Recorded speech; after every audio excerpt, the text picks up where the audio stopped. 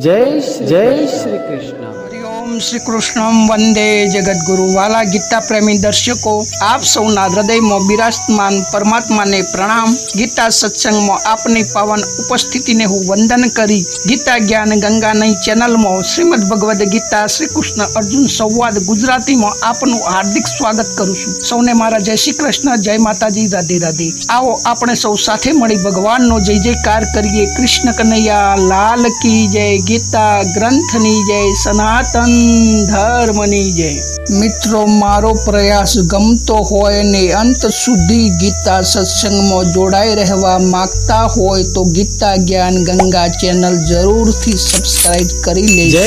जय श्री વાલા ગીતા પ્રેમી સજ્જનો, આજનો ગીતા ગ્રંથનો સંવાદ અધ્યાય 9 રાજ વિદ્યા રાજગૃહ્ય યોગ, શ્લોક નંબર 15। જ્ઞાન યજ્ઞેન ચાપ્યન્ને યજંતો મામુપાસતે એકત્વેન પૃથક્ત્વેન બહુધા વિશ્વતો મુખમ।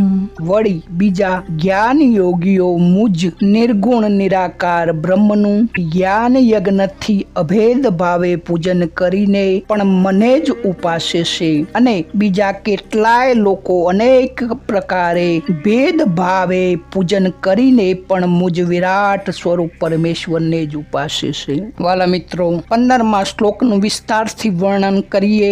પૂર્ણ પુરુષોત્તમ અને જગદગુરુ ભગવાન શ્રી કૃષ્ણના શ્રીમુખથી પૂરી શ્રદ્ધા અને આદરથી આપણે સૌ સાથે મળીને શ્રવણ સાથે રસપાન કરીએ।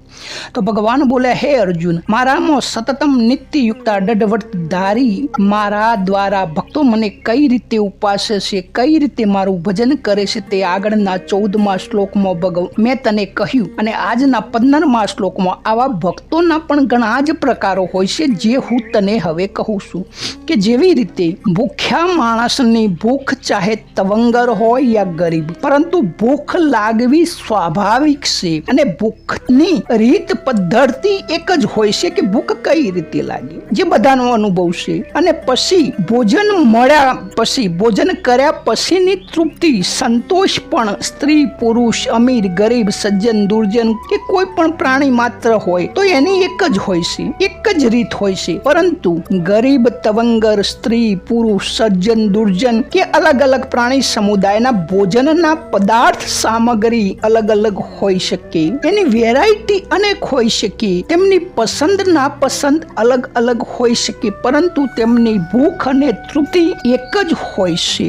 એવી જ રીતે પરિવર્તનશીલ અનિત્ય સંસાર તરફ ઢળેલા લોકો કોઈ પણ કાર્ય કરે તેમાં તેમની તૃપ્તિ થતી જ નથી। તેઓ સતત અભાવગ્રસ્ત, અસંતોષી અને અતૃપ્ત જ રહે છે, કારણ કે તેમની દિશા સાચી હોતી નથી, તેમની દિશા ઉલટી હોય છે।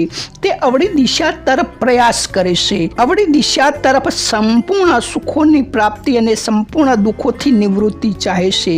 તેઓ જાણતા જ નથી કે પરિવર્તનશીલ અને નાશવાન તથા સદા અભાવમાં સરકી રહેલા સંસારમાં પૂર્ણ તૃપ્તિ, પૂર્ણ આનંદ, પૂર્ણ શાંતિ, પૂર્ણ સંતોષ સંભવ જ નથી। કેવળ તેઓ જાણી જાય કે સંસારથી ફક્ત વિમુખ થવાથી અને પરમાત્માની સન્મુખ થવાથી તૃપ્તિ જ તૃપ્તિ છે, આનંદ જ આનંદ છે, શાંતિ જ શાંતિ છે, સંપૂર્ણ સુખોની પ્રાપ્તિ અને સંપૂર્ણ દુઃખોથી નિવૃત્તિ। જેવી રીતે ભોજનના પદાર્થોની વેરાયટી હોય છે, મન નાપસંદ પસંદ હોય છે, તેવી જ રીતે માર્ગો પણ અનેક છે। પછી કર્મયોગી હોય કે જ્ઞાન યોગી હોય કે ભક્તિ યોગી હોય, દરેકની પૂર્ણ તૃપ્તિનું ફળ કર્મયોગનું કૃતજ્ઞ, જ્ઞાન યોગનું જ્ઞાત જ્ઞાતત્વ અને ભક્તિ યોગનું પ્રાપ્તવ્ય ફળ અવશ્ય મળી જ જાય છે। તો આ કહેવાનો ભાવાર્થ એટલો જ છે કે રુચિ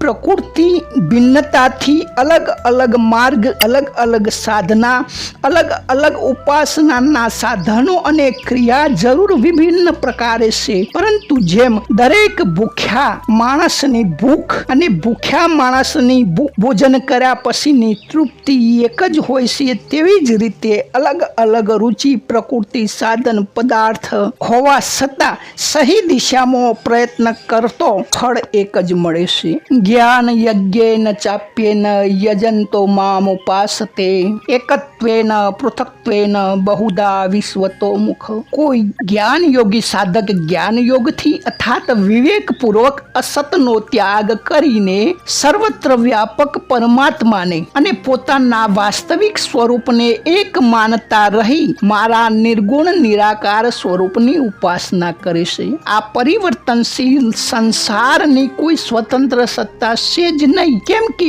સંસાર પહેલા અભાવ રૂપે હતો, અત્યારે પણ અભાવ તરફ જઈ રહ્યો છે અને ભવિષ્યમાં પણ તે અભાવ રૂપ જ છે. જેનાથી સંસાર ઉત્પન્ન થાય છે, જેના દ્વારા તે આશ્રિત છે અને જેનાથી તે પ્રકાશિત થાય છે અને જેનામાં તે વિલય થાય છે, તે પરમાત્માની સત્તાથી જ તેની સત્તા પ્રતીત થઈ રહી છે. એ પરમાત્મા સાથે આપણી એકતા છે.